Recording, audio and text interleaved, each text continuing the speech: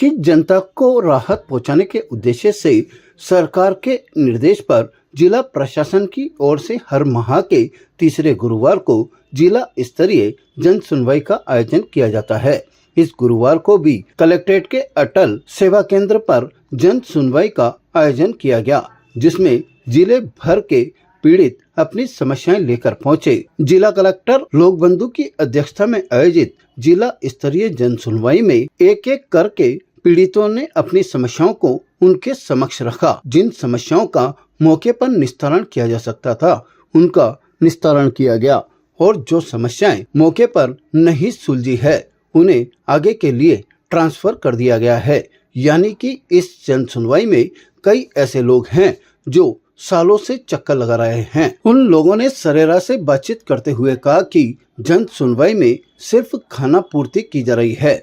जिन लोगों के सरलता से काम हो सकते हैं, उनके ही जन सुनवाई में काम निपटाए जा रहे हैं, जबकि वह लोग सालों से इस जन सुनवाई में आकर अपनी समस्या जिला कलेक्टर सहित अन्य अधिकारियों के समक्ष रख रहे हैं, लेकिन उनकी समस्या का निस्तारण नहीं हो रहा है। मेरा मानदेय भुगतान बाकी है।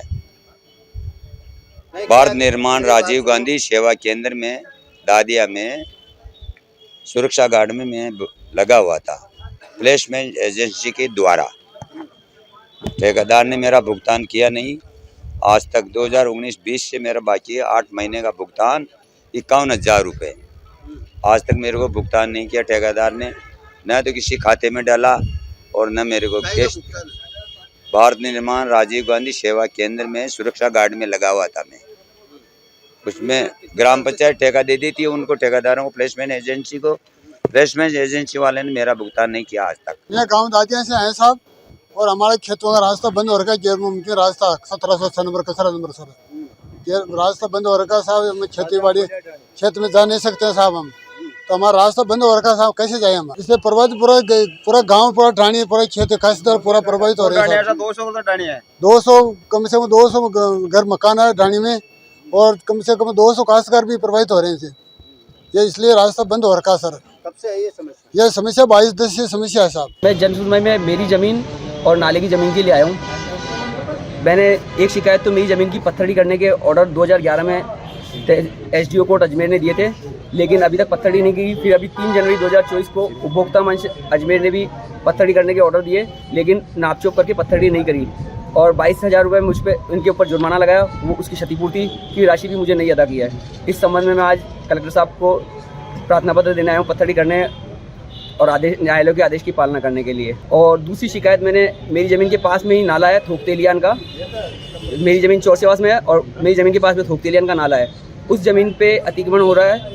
उसको 2 साल से शिकायत कर रहा हूँ, लेकिन उस नाले की ज़मीन में से अतिक्रमण नहीं हटाया जा रहा है और भूमाफियाओं को प्रोत्साहित किया जा रहा है। भूमि तस्कर वहाँ नाले की ज़मीन को प्लॉट काट के बेच रहे हैं और उसमें आधे से ज़्यादा नाले की ज़मीन पे उन्होंने मकान बनवा दिए हैं। बाकी शेष ज़मीन पे भी मकान बनाना चाह रहे हैं वो लोग। मेरी शिकायत पर उन्होंने राजस्व विभाग को और नगर निगम अजमेर को मेरी शिकायत भेजी है और मुझे आश्वासन दिया कि अतिक्रमण हटा रहे हैं नाले का और जो है पत्थरडी करने की कार्रवाई करते हैं। मेरी 2011 से पत्थरडी करने का ऑर्डर है। 7 मार्च 2011 को ऑर्डर दिए थे SDO कोर्ट अजमेर ने और उसके बाद में आज तक पत्थरडी नहीं कर पाए। फिर 3 जनवरी 2024 को वापस उपभोक्ता मंच अजमेर ने, न्यायालय ने आदेश दिए कि पत्थरडी करें और 22,000 रुपये क्षतिपूर्ति राशि मुझे अदा करें बाय ड्राफ्ट। आज तक आदेश की पालना नहीं हुई। ताज़ा खबरों के लिए देखते रहें सरेराह न्यूज। अपना फ़ोन उठाएं और सब्सक्राइब करना ना भूलें।